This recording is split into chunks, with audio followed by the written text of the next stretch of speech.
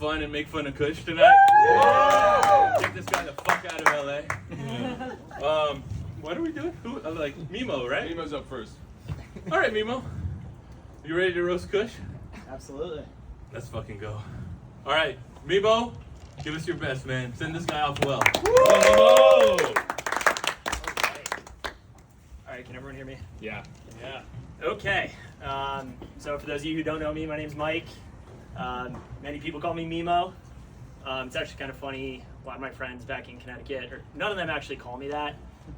So one of them was paying me on Venmo recently and saw my username was Mimo35. He goes, "What the fuck is Mimo?" Most of them call me Mikey. But anyway, give it up for the guest of honor tonight, Kush. Hey Kush, how's it going, buddy? Chilling, dude. Me up here, you in the audience, how the turntables. Hi, bud. You're the only guy to ever show up to one of my beach parties in jeans. Never seen anyone try that before. You're also the only person to ever out Matt Bell. You can tell the story behind that sometime. Happened in Vegas about a year ago. So yeah, the last time that Kush proposed the idea of me doing a stand-up set, I didn't have time to work on material, but this time I don't have a job, so plenty of time to work on something. And I was thinking a bunch of classmates in a captive audience who have no choice but to listen to me. This sounds exactly like an ASA meeting. Let's go. So yeah, I don't know how many of you were at his last comedy show last year in Corn Auditorium. Woo! Yeah, so you guys might remember, he spent 5 minutes just absolutely roasting me senseless. Kush always finding ways to shoehorn race jokes into any possible scenario. He had this joke about the beer dye tournament that I had at my house. Yeah.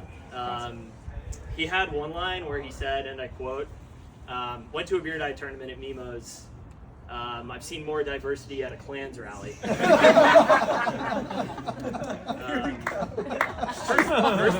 First of all, not true.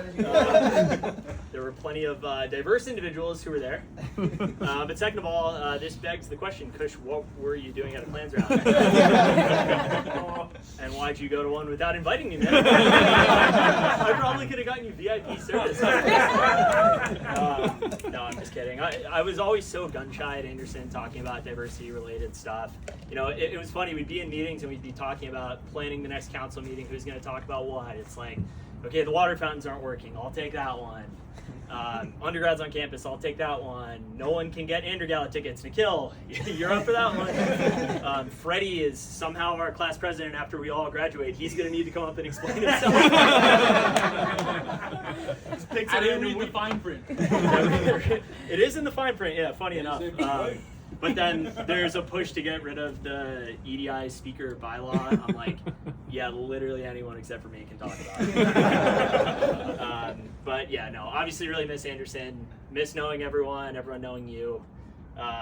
You know, once in a lifetime kind of thing, except I did very recently go to the weed store not too far from here that I used to go to when I lived over here like 8 years ago. And yeah, chill, right?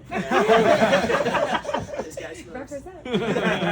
And I hadn't been in there forever, and in like several years. And the owner actually recognized me when I walked in.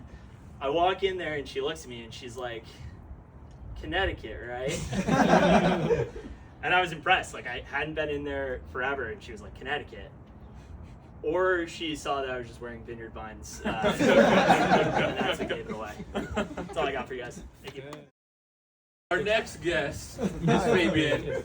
He's got a great roast of Kush coming up. And I was going to say, I would like to get a show of like the room. How many people are saying goodbye, Kush, and how many people are saying good riddance? Can I get a good riddance? Good riddance! All right, Fabian. Let's see what you got there. All right, let's go. Hello, everybody. I'm Fabian. Known Kush for about 10 years from undergrad at UCLA. Let's go. You know, give it up for Kush again. Welcome to the Kush. Give it up for Mike, for Mimo. As we know, Kush is an extremely talented guy. He's a writer, an engineer, a comedian. I like to think he's an artist in the true and classic sense. He's written 8 novels, and 3 people have actually read them. I think Kush is the final product of British colonization of India. I think he really is a white man trapped in a brown man's body. Perhaps that explains the Klan rally attendance. Kush loves watching football. Loves Raiders, especially. While absolutely crushing some beers. He really is the brownest frat star in town. And yeah, so let's all give it up for Kush, the man who's as Indian as a chicken tikka masala burrito. I'll roast myself a little bit along with you. I did one of the stupidest things ever at Anderson with Kush, which is that I invited him to a happy hour for admitted students with diverse backgrounds. That was on me. But in the course of that evening, Kush told everyone who would listen how much he hates diversity. These people didn't even know who she was, but he continued to complain about Heather Caruso. He thought she was mid-AF. And then he would also go out to the lighter-skinned ethnic people and tell them, "You're just white." So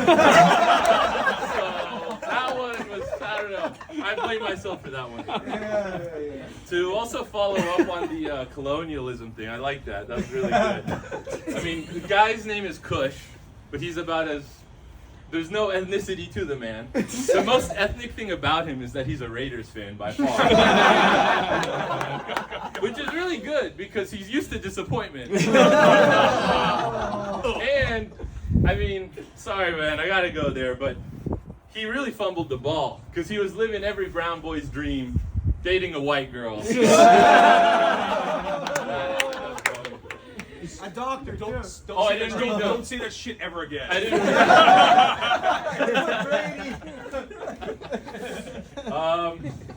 I think that's all I got. So let's give it up for Kush. Yeah.